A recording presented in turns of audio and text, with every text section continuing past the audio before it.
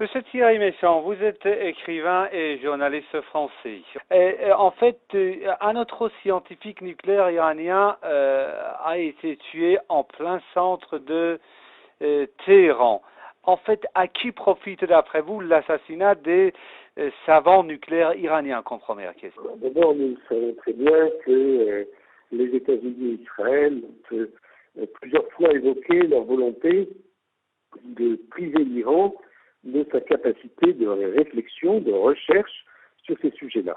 Donc, c'est pas la peine d'aller chercher bien loin pour comprendre d'où vient cet assassinat. Ensuite, on doit se souvenir que dans la période précédente, il y a eu de manière systématique l'assassinat de pratiquement tous les savants en matière nucléaire qui existaient en Irak, et même des physiciens qui n'avaient rien à voir avec la recherche nucléaire, mais dont les travaux pouvaient avoir éventuellement une incidence en matière militaire. Il existe aujourd'hui une puissance qui se donne le droit d'assassiner des scientifiques dans les pays auxquels ils s'opposent. Donc une puissance qui est particulièrement obscurantiste, puisque elle est l'ennemi de la science. Monsieur Messant, vous venez en fait faire allusion au fait que le régime israélien a d'ores et déjà fait part de son intention d'assassiner, de tuer les scientifiques nucléaires iraniens. L'Iran se plaint également désormais de l'attitude de l'Agence internationale de l'énergie atomique.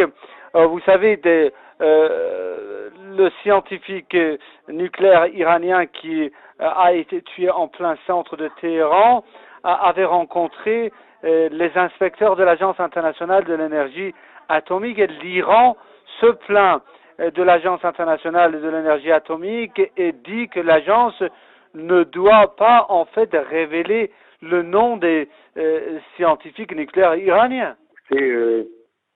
Force est de constater que cette agence des Nations Unies est aujourd'hui devenue un système de renseignement au profit de puissances hégémoniques et dominatrices. Bon. Ça fait longtemps que cette agence fait pas son travail, qu'elle sert à autre chose. Mais malheureusement, ce n'est pas la seule agence des Nations Unies qui ait été dévoyée de son mandat initial. En fait, autrement dit, vous voulez dire que de là, l'AIA aussi apporte sa, en quelque sorte, à sa part de responsabilité, en quelque sorte, dans l'assassinat des scientifiques nucléaires iraniens. Et ça paraît tout à fait évident. D'abord, on doit se souvenir qu'avant qu'il y ait ce débat autour du programme iranien, il y avait des débats, par exemple, autour du programme irakien, que les Nations Unies avaient créé différents organes de contrôle, qu'il s'est avéré par la suite que ces organes de contrôle étaient simplement utilisés par les États-Unis pour espionner et identifier les gens qui après ont été assassinés. Tout ça est documenté. Simplement, voilà, la même chose se reproduit aujourd'hui avec l'agence de l'énergie atomique. Et une dernière question, monsieur Messant. En fait, cet attentat intervient à un moment où il y a ceux qui disent que les Israéliens ont mis tout dans la balance pour pousser les États-Unis dans une confrontation, dans une guerre avec l'Iran. Il y a toujours des gens qui souhaitent le pire, qui veulent déclencher les plus grandes guerres, mais espérons-le, il y a aussi beaucoup de gens raisonnables.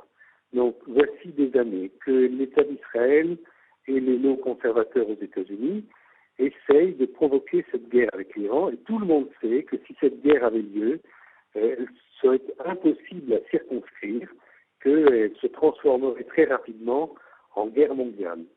Donc voilà, j'espère que la raison continuera à l'emporter et que personne ne se lancera dans un tel processus. Je pense qu'à force, tout ça discrédite largement ce plan israélien et néoconservateur.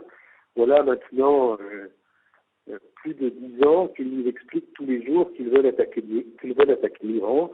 Et voilà plus de 10 ans que les militaires des États-Unis, qui ne sont pas vraiment des philanthropes et des âmes tendres, leur disent que ça n'est pas possible, c'est une folie, qu'on ne se lance pas dans ce genre d'aventure.